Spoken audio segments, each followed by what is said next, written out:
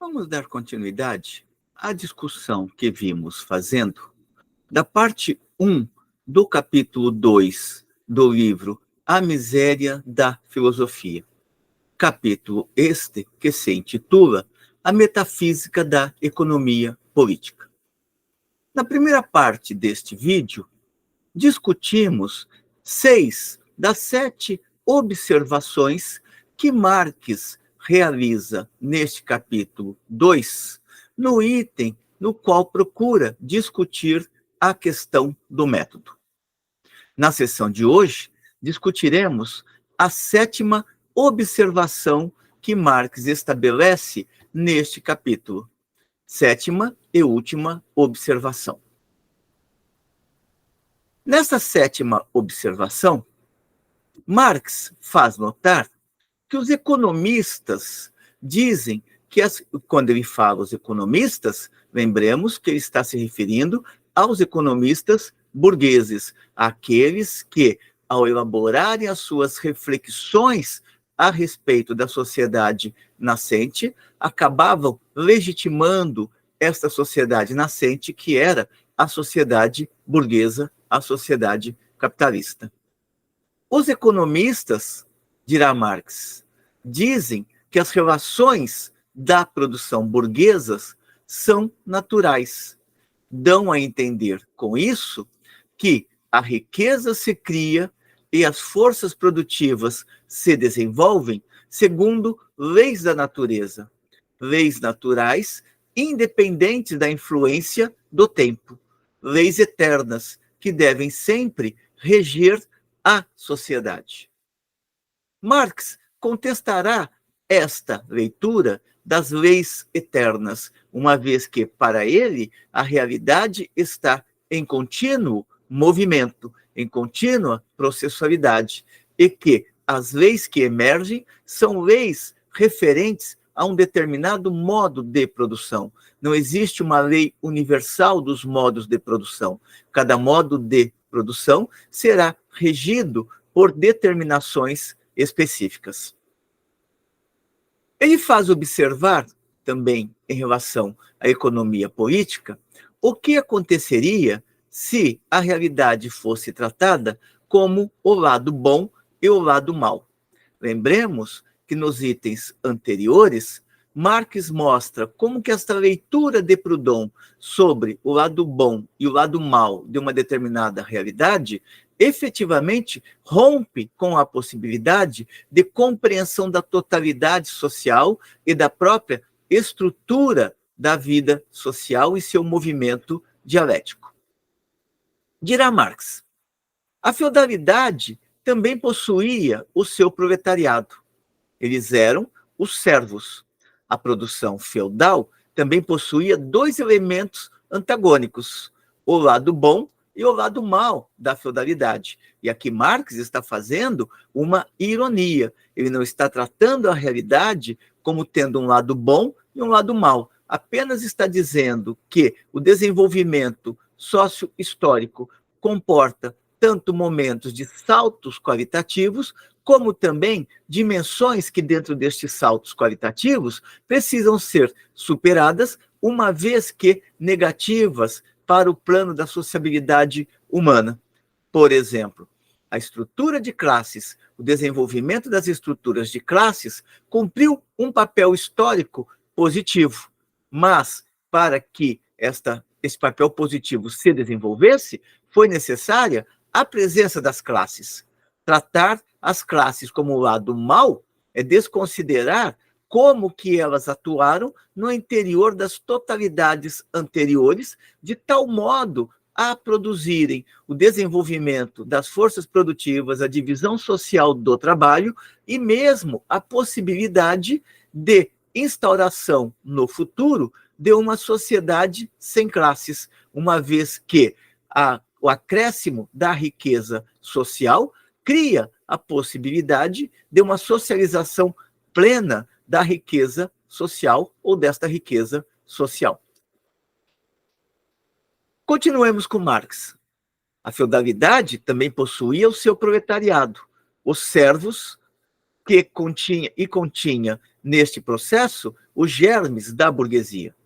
A produção feudal também possuía dois elementos antagônicos, o lado bom e o lado mau da feudalidade.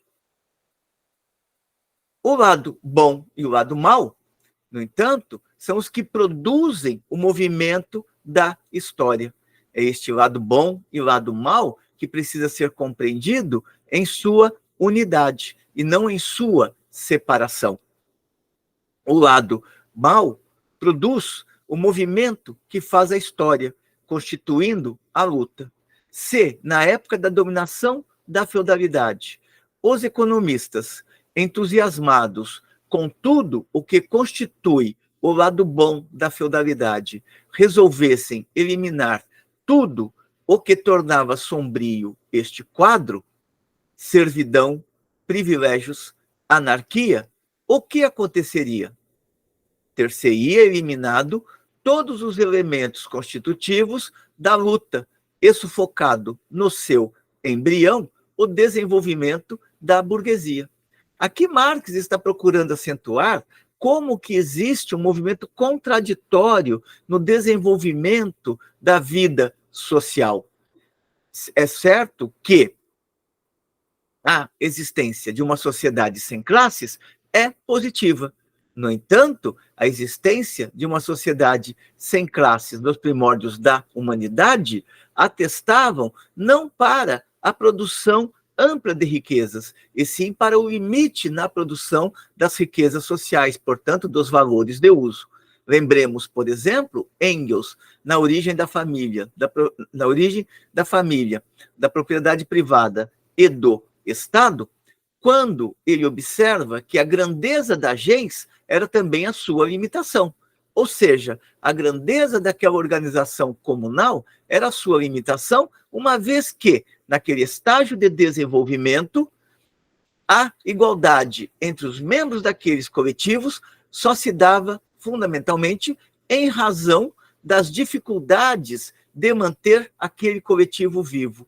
Portanto, era uma igualdade que se dava dentro da penúria e não dentro da abundância. O desenvolvimento da sociedade de classes criou a possibilidade da sociedade da abundância. Feito este processo, é que se coloca a importância de se superar as estruturas de classe. Daí que Marx vai ver, por exemplo, no capitalismo, um lado revolucionário, como ele diz no manifesto. O capitalismo desempenhou na história um papel eminentemente revolucionário, na medida em que tirou o mundo daquele atraso da sociedade feudal e desenvolveu forças produtivas jamais antes imaginadas pelo gênero humano. Feito este processo, criou-se a possibilidade, a partir de então, de superação da estrutura de classes. Daí Marx falar que a sociedade burguesa tornou-se anacrônica para lidar com as forças produtivas que desencadeou. Prosseguindo, observa Marx, quando a burguesia se impôs, não se colocou a questão do lado bom e do lado mau da feudalidade. Ela incorporou as forças produtivas que desenvolvera sob a feudalidade. Foram destruídas todas as antigas formas econômicas, as relações civis que lhes correspondiam, o Estado político, que era a expressão oficial da antiga sociedade civil, ou seja, das antigas relações sociais de produção.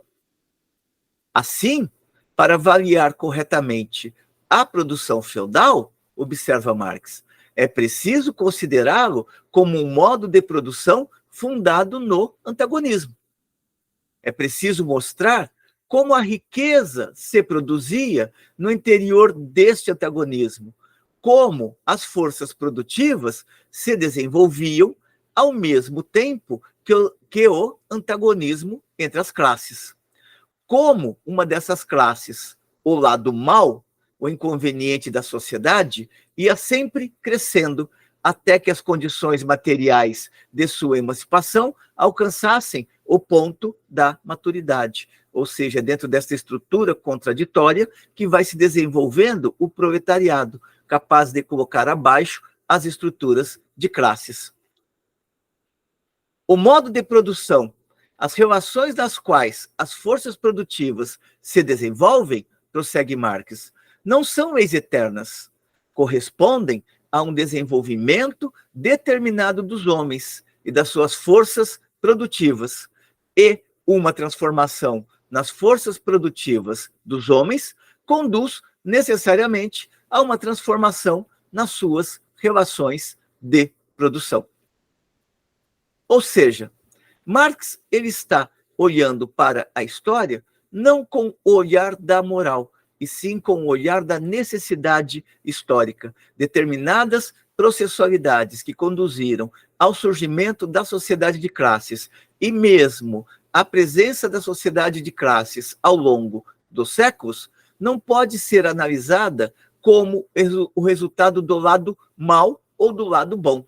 Tem que ser analisado enquanto parte constitutiva das processualidades históricas que criaram as bases para uma possível futura sociedade comunista.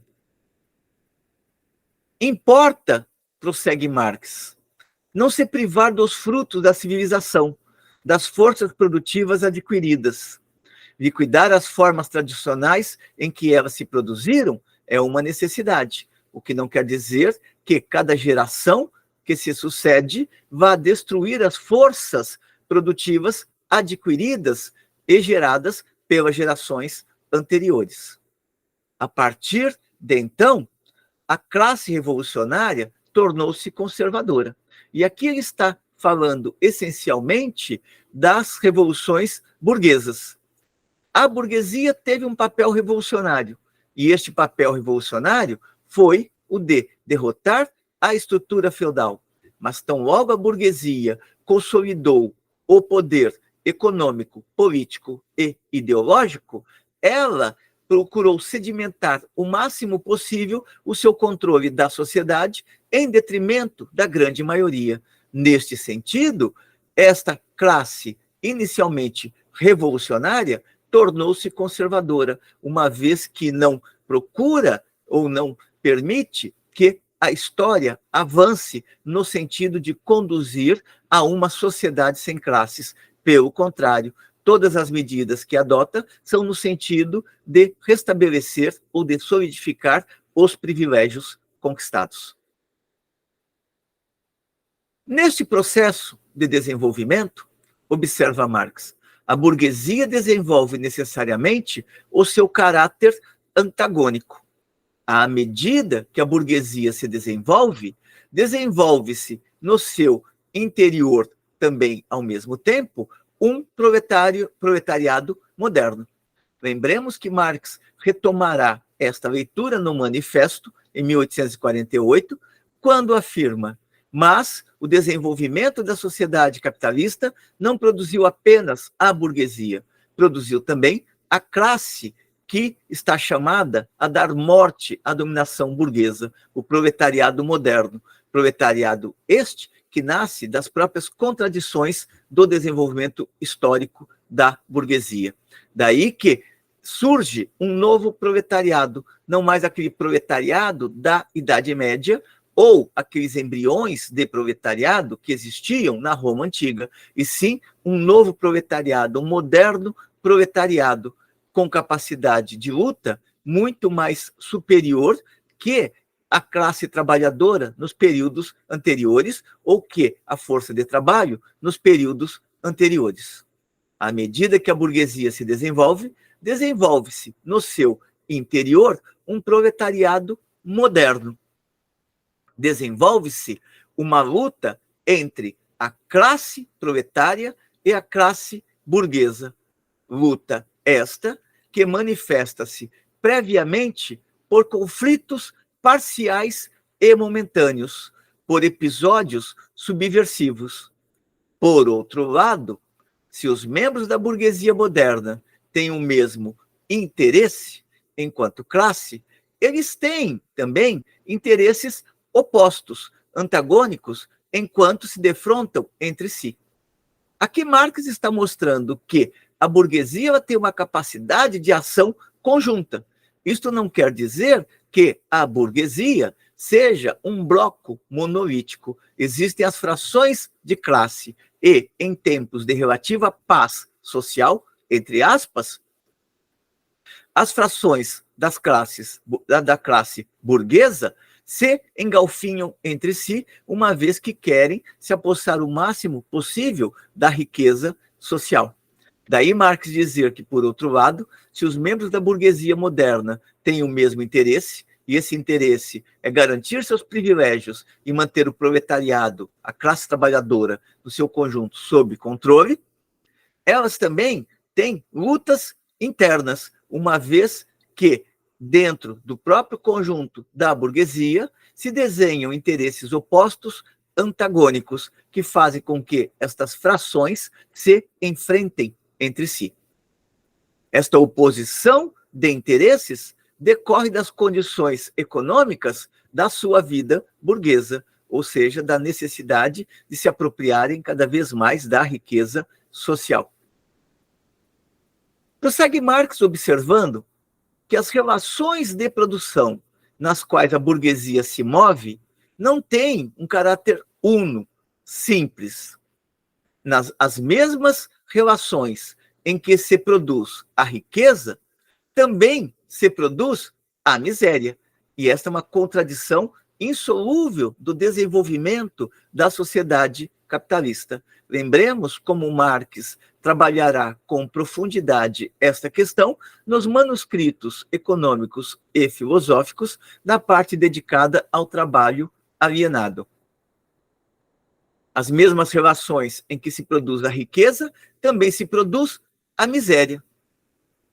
Nas mesmas relações onde há desenvolvimento das forças produtivas, há uma força produtora de repressão, que estas relações só produzem a riqueza burguesa, ou seja, a riqueza da classe burguesa, destruindo continuamente a riqueza dos membros integrantes desta classe e produzindo um proletariado sempre crescente. Ou seja, o desenvolvimento da burguesia necessariamente traz consigo o desenvolvimento do proletariado e a possibilidade de um confronto intenso entre as duas classes, na medida em que este proletariado amadureça a sua consciência de classe, ou seja, dê o salto efetivo da classe em si à classe para si, dê um salto daquela percepção imediata de que está dentro de uma determinada relação de exploração para aquela na qual percebe que estas relações de exploração podem ser superadas com a ação conjunta dos trabalhadores enquanto classe, e não enquanto categoria específica, e sim enquanto classe trabalhadora. Esse caráter antagônico, prossegue Marx, servem de base, ou serviram de base, para a formação das diferentes escolas de economia, ou seja, das diferentes correntes da economia burguesa. Marx começa observando a existência do que ele nomina aqui por economistas fatalistas. Dentro deste grupo, ele coloca os economistas clássicos e os românticos. Os clássicos, para Marx, são Adam Smith e Davi Ricardo, entre outros, daquela primeira fase ascendente da burguesia, aquele momento em que a burguesia ainda é capaz de desenvolver um papel revolucionário, transformador, uma vez que está colocando abaixo as estruturas da sociedade feudal. Os clássicos, como Adam Smith e David Ricardo, representam uma burguesia que, lutando ainda contra os restos da sociedade feudal, trabalha para depurar, ou seja, para esclarecer, evidenciar as relações econômicas das marcas feudais, para aumentar as forças produtivas e para dar um novo impulso à indústria e ao comércio. Adam Smith e Davi Ricardo são os historiadores desta época.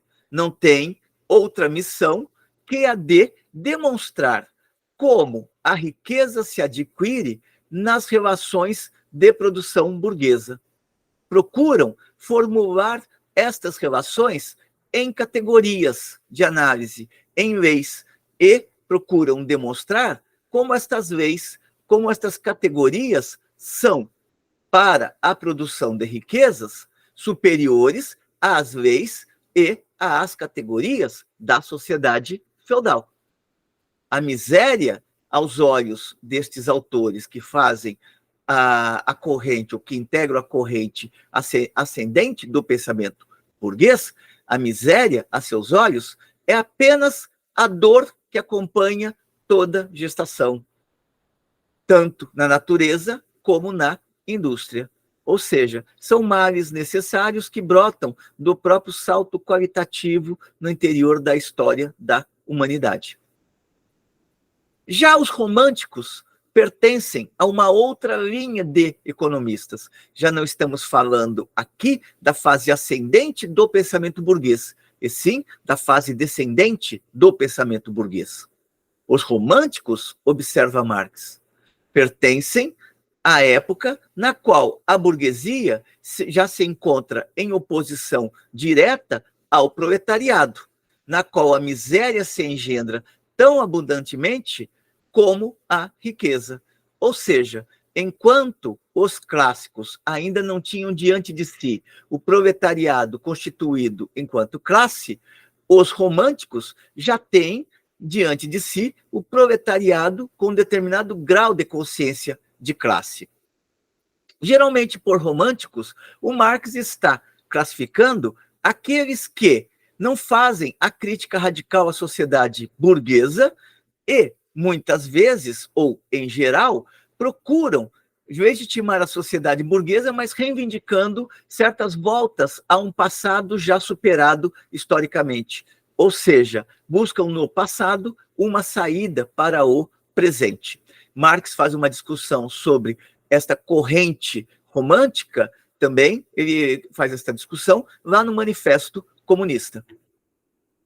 Os românticos pertencem à época na qual a burguesia já se encontra em oposição direta ao proletariado, e na qual a miséria se engendra tão abundantemente, assim como a riqueza. Ou seja, tanto a miséria é crescente, quanto a riqueza social é crescente.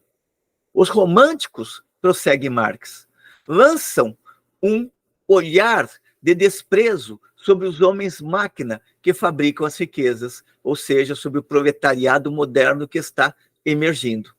Seus antecessores, ou seja, os clássicos, desenvolviam um raciocínio honesto. Marx vai falar que nos clássicos existia ainda a ingenuidade de que seria possível a sociedade burguesa se desenvolver futuramente sem ter aqueles males que apresentava inicialmente. Já os românticos, eles são incapazes de lidar com esta questão, acabam mistificando o que é a realidade social. Uma outra escola de economistas que se desenvolve, observa Marx, é a escola humanitária. Esta escola procura, para desencargo de consciência, amenizar os contrastes reais.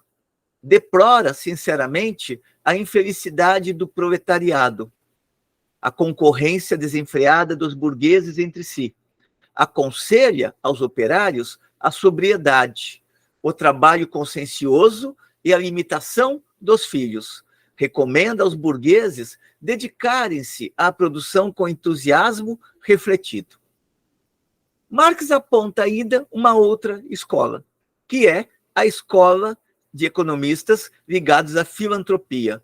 Para ele, esta escola filantrópica é a escola humanitária aperfeiçoada, ou seja, é um passo adiante no sentido de mistificar o que são efetivamente as relações burguesas de produção. Observará ele que a escola filantrópica é a escola humanitária aperfeiçoada. Ela nega a necessidade do antagonismo, quer tornar burgueses todos os homens, ou seja, quer tornar proprietários privados todos os homens. É importante observar que quanto mais o desenvolvimento burguês se acentua E quanto mais o proletariado se apresenta na cena histórica, reivindicando seu lugar ao sol, mais o pensamento burguês tendeu também a construir reflexões que mistificam a realidade, em vez de desvendar efetivamente o que é aquela realidade. Um intento que era possível de se encontrar nos clássicos, ou seja, Adam Smith, Davi Ricardo, entre outros daquele período. Para Marx, na teoria, é fácil desconsiderar as contradições que existem. O problema é fazer com que elas desapareçam na realidade, uma vez que, quando se olha para a realidade, as contradições do desenvolvimento sócio-histórico burguês se apresentam a cada instante. Observa ainda que esta escola filantrópica, que é um aprimoramento da escola humanitária, trabalha com uma leitura idealizada da realidade e querem conservar as categorias que exprimem as relações burguesas sem o antagonismo que as constitui e que é inseparável delas. Imaginam combater seriamente a burguesia quando, na verdade, se comportam muito mais como burgueses.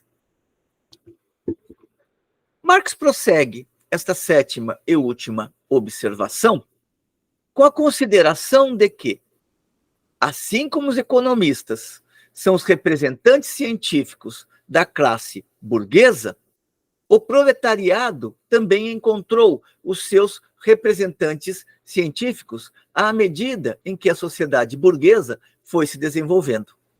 São eles os teóricos socialistas e os teóricos comunistas.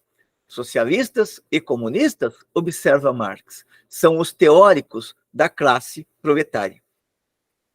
É lógico que, até chegar a este estágio onde o pensamento socialista ele se constitua efetivamente e o pensamento comunista busque dar um passo adiante em relação ao pensamento socialista, para que isto ocorra, foi necessário também que nas condições materiais que estavam colocadas houvesse o desenvolvimento do proletariado enquanto classe consciente dos seus objetivos. Observa Marx, enquanto o proletariado ainda não está bastante desenvolvido para se constituir como classe, portanto, como consciente dos seus objetivos no interior da sociedade burguesa, e enquanto sua própria luta com a burguesia não tem ainda um caráter político, ou seja, uma luta pela conquista do poder de Estado, enquanto as forças produtivas ainda não estão bastante desenvolvidas no seio mesmo da burguesia para possibilitar uma antevisão das condições materiais necessárias à libertação do proletariado e à formação de uma sociedade nova, estes teóricos são apenas utopistas, teóricos que procuravam efetivamente, com honestidade, pensar o que era a classe trabalhadora e os seus dilemas e os seus problemas. No entanto, estes teóricos, por não estarem ainda diante das condições amadurecidas do capitalismo, foram incapazes de perceber as contradições reais e internas da sociedade burguesa. Deram passos importantes, mas continuaram presos àquilo que Marx chama o terreno da utopia. Estes teóricos, eles operavam, sobretudo, no sentido de construir reflexões para amenizar os sofrimentos das classes oprimidas. Neste sentido, improvisavam sistemas e corriam atrás de uma ciência regeneradora. Mas, à medida que a história avançou, e com ela a luta do proletariado se desenhou mais claramente, eles não precisaram mais procurar a ciência em seu espírito. Com isto, Marx quer dizer o seguinte: não precisaram mais produzir ideias mirabolantes totalmente descoladas da realidade. E isso porque a própria realidade fornecia os elementos para explicar o que era esta sociedade que havia emergido. Portanto, aqui Marx está dizendo que estes teóricos, muitas vezes, construíam reflexões no domínio da consciência pura, ou seja, colocavam nas suas teorias muito mais como eles gostariam que a sociedade fosse do que efetivamente o que aquela sociedade era, ainda que eles percebessem que esta sociedade, a sociedade burguesa, estivesse marcada por profundos antagonismos e contradições. Neste sentido, estes teóricos não precisaram mais procurar a ciência em seu espírito, ou seja, nas suas ideias construídas no plano, essencialmente, do pensamento, ou seja, descolados da realidade. Bastava-lhes dar conta do que se passa ante seus olhos e se tornarem porta-vozes disso. Nos inícios da luta, observa Marx, estes teóricos veem na miséria somente a miséria, sem observarem nela o lado revolucionário, subversivo, que derrubará a velha sociedade. Ou seja, como esta miséria, ela também ela serve como um caldo de fermentação para o desenvolvimento do proletariado moderno e, através da mediação, seja sindical ou seja política, fazer com que este proletariado desse saltos qualitativos no interior da realidade social, ou seja, se organizasse para a luta contra a dominação do capital. Nos inícios da luta, esses teóricos veem na miséria somente a miséria, sem observarem nela o lado revolucionário, subversivo, que derrubará a velha sociedade. E a velha sociedade aqui é a sociedade burguesa.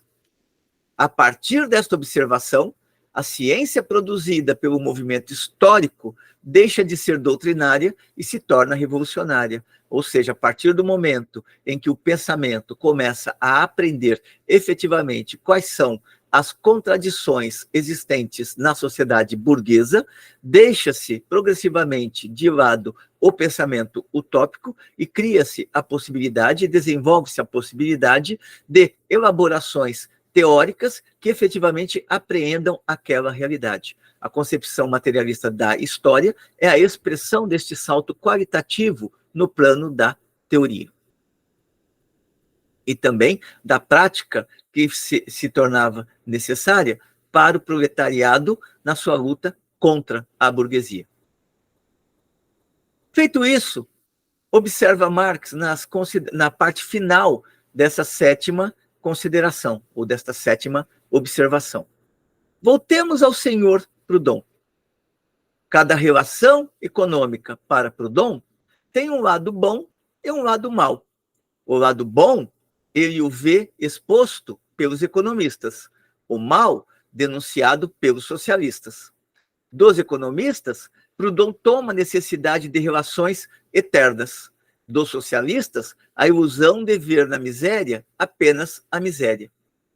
Proudhon é um homem que sai à caça de fórmulas. Se jacta de ter feito a crítica da economia política e do comunismo, e de que está aquém de ambos, ou seja, para além de ambos. Como filósofo, tem sempre na manga uma fórmula mágica. Aquém dos socialistas, carece de coragem e lucidez, ou seja, muito abaixo dos socialistas, ele carece de coragem e lucidez para se elevar acima do horizonte burguês. Ele oscila constantemente entre o capital e o trabalho, entre a economia, política e o comunismo.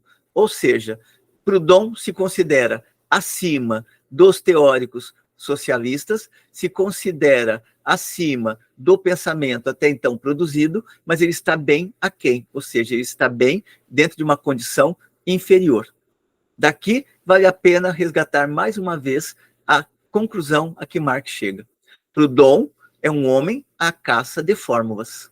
Se jacta de ter feito a crítica da economia política, ou seja, de ter avançado para além dos teóricos clássicos, e do comunismo, ou seja, daqueles teóricos que foram compreendendo efetivamente o que era a sociedade que tinham diante de si.